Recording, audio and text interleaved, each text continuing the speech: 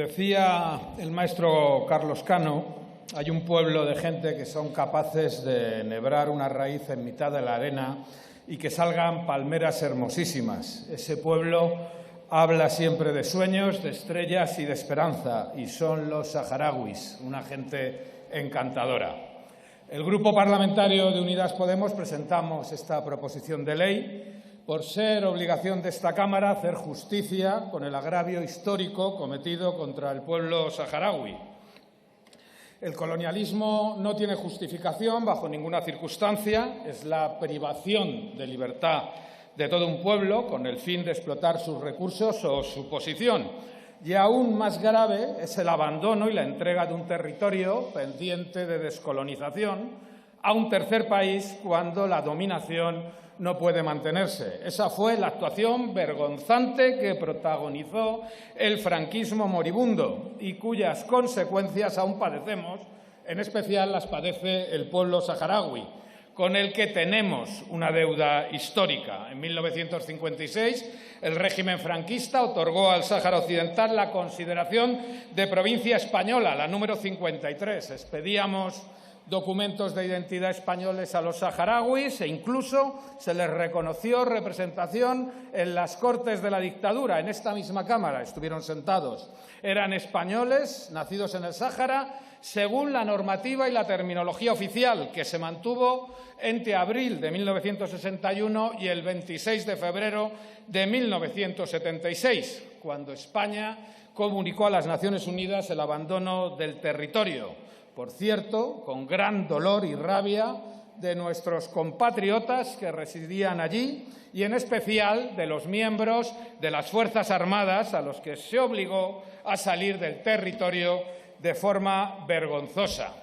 6 meses después de esa salida se aprobó una norma que permitía a los saharauis optar por la nacionalidad española.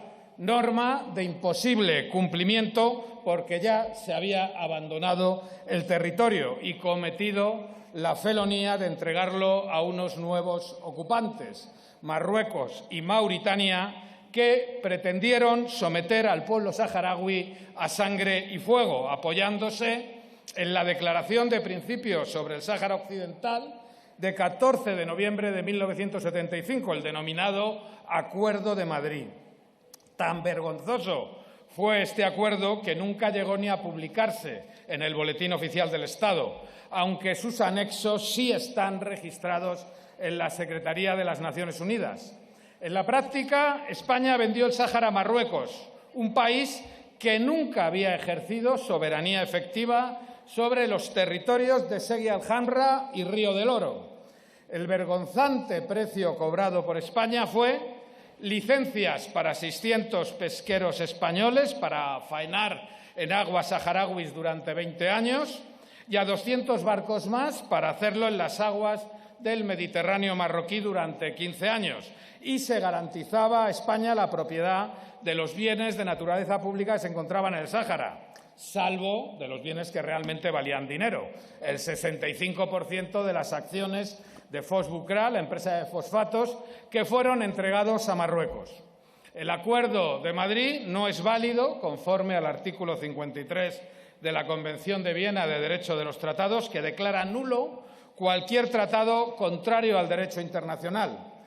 Al inducir a una potencia extranjera a la ocupación armada del Sáhara, un territorio no autónomo pendiente de descolonización, España incumplió sus obligaciones como potencia administradora, contraviniendo los artículos 73 y 103 de la Carta de las Naciones Unidas, que nos obligan y nos continúan obligando, en primer lugar, a desarrollar el gobierno propio del Sáhara Occidental, también a tener debidamente en cuenta las aspiraciones políticas del pueblo saharaui y ayudarlo en el desenvolvimiento progresivo de sus libres instituciones políticas.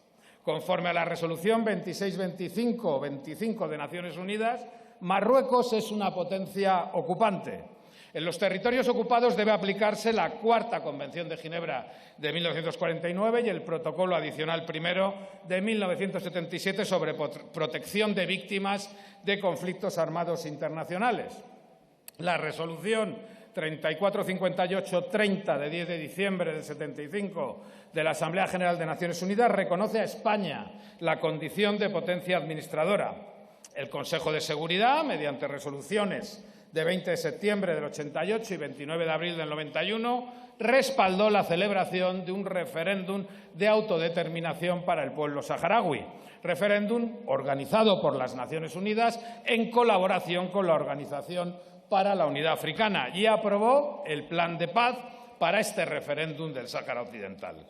Han pasado 47 años desde la entrega vergonzosa, 47 años en los que la población saharaui ha tenido que bien marchar al exilio a los campamentos de refugiados de Tinduf o soportar las violaciones de derechos humanos y del derecho internacional humanitario de la fuerza marroquí ocupante en el Sáhara Occidental, que ha supuesto un trato injusto y discriminatorio a la población saharaui desde entonces, como todo el mundo conoce.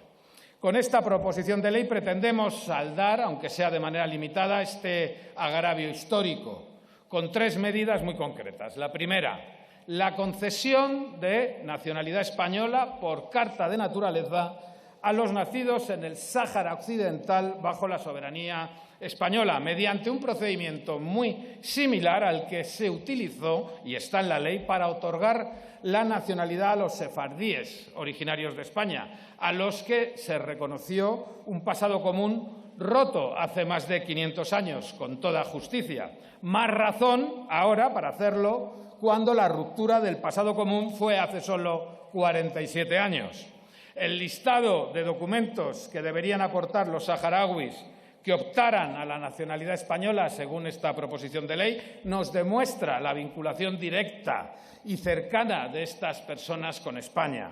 El documento nacional de identidad español, aunque se encuentre caducado, o un certificado de inscripción en el censo para el referéndum del Sáhara Occidental expedido por las Naciones Unidas, o un certificado de nacimiento expedido por las autoridades saharauis en los campamentos de refugiados, o la partida de nacimiento, el libro de familia, documentos que acrediten la condición de empleado público expedidos por la Administración española en el Sáhara Occidental.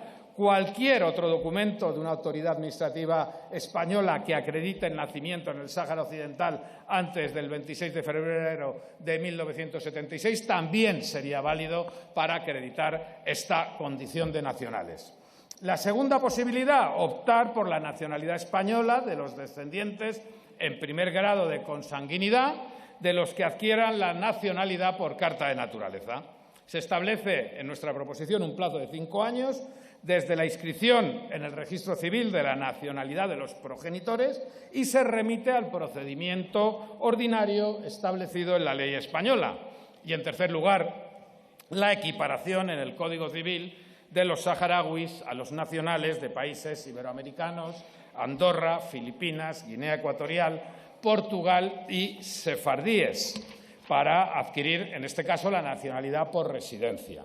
La ausencia de esta previsión en el Código Civil es el colmo de los agravios cometidos con la población saharaui, un pueblo y un territorio con los que todavía España tiene obligaciones ante las Naciones Unidas al ser la potencia administradora en el pendiente proceso de descolonización. Esta omisión en el Código Civil condenaba a los residentes saharauis a multiplicar por 5 el número de años requeridos para reclamar la nacionalidad española, de 2 a 10 años, ignorando el incuestionable y cercano vínculo político e histórico y dándoles a los saharauis el mismo tratamiento que a los nacionales de un país que nunca hubiera tenido ningún vínculo civil o histórico con España. En 2 ocasiones, la Comisión de Justicia del Congreso ha aprobado por unanimidad acabar con semejante discriminación.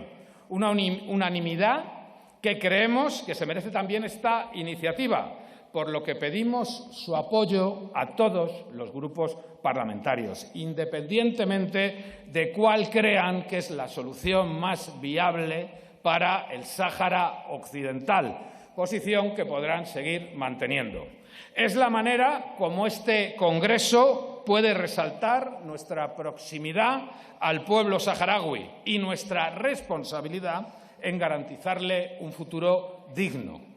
Concluyo mi intervención señalando que para Unidas Podemos nuestra prioridad política es el derecho a la autodeterminación del pueblo saharaui y haremos todo lo posible para que se cumpla este mandato de las Naciones Unidas y los saharauis puedan ser libres para decidir su futuro, el que ellos quieran, mediante la celebración de ese referéndum tantas veces postergado, tantas veces y tan injustificadamente postergado.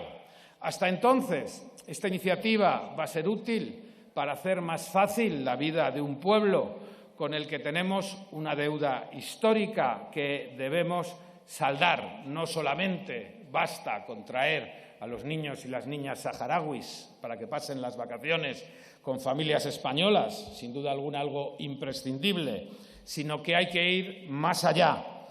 Por eso, esta iniciativa que sometemos a esta Cámara creemos que va a servir para estrechar lazos de futuro entre pueblos de Estados libres, soberanos e independientes. Muchas gracias y pedimos el voto favorable a todos los grupos parlamentarios. Gracias. Muchas gracias, señor Santiago.